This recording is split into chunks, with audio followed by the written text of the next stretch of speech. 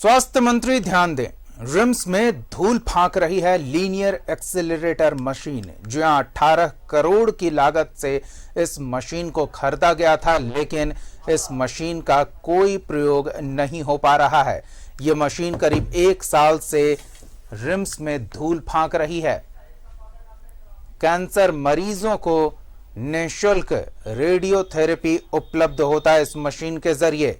निजी अस्पतालों में इस थेरेपी का खर्च 1 लाख से ऊपर पड़ता है, लेकिन रिम्स में यह लीनियर एक्सेलरेटर मशीन बीते 1 साल से धूल फांक रही है, जबकि 18 करोड़ खर्च कर इस मशीन को खरीदा गया था।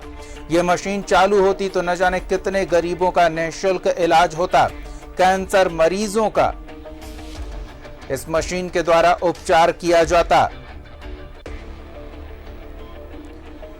हमारे सहयोगी अंजनी और अधिक जानकारी के साथ जुड़ रहे हैं, सीधे उनका रुख करते हैं। अंजनी, 18 करोड़ खर्च कर जो मशीन लाया गया, 1 साल से उसका कोई उपयोग ही नहीं हो रहा है।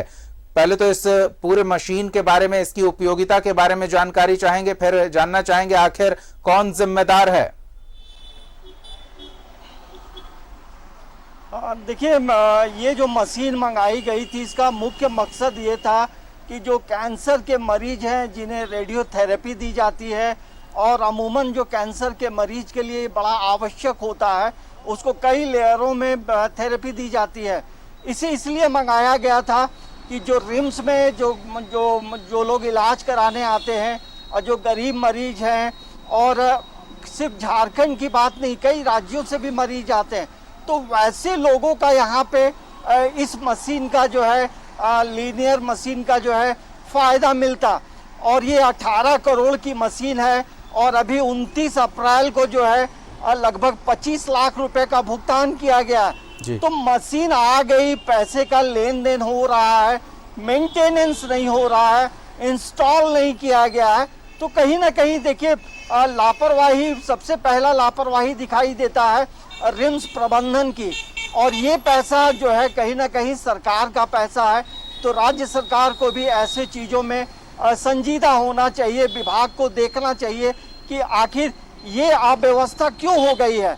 और दूसरी एक महत्वपूर्ण बात ये भी है दीपक, कि जब मशीन लगेगी तो इसका क्लियरेंस लेना होगा। ये जो है परमाणु ऊर्जा विनियामक परिषद जो है, वो फिर क्लियरेंस देगा कि इसमें जो थेरेपी होगी, तो उसमें जो थेरेपी से जो किरणें निकलेगी उसका क्या प्रतिशत है, क्या जो निकलेगी वो मरीजों के लिए उपयुक्त है, तो ये भी पेंडिंग है।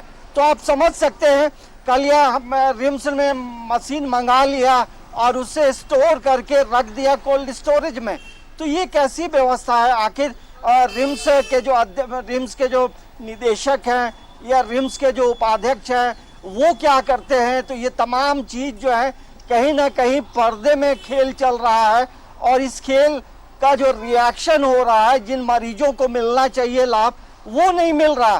तो अभी भी जो है प्रक्रियाएं जो है लंबित हैं, और बार बार जो है जो हरियाणा की जो इलेक्ट्रा लिमिटेड कंपनी है, उसे बार बार पत्र लिखा जा रहा है और वो पत्र का जवाब नहीं दे रहा है।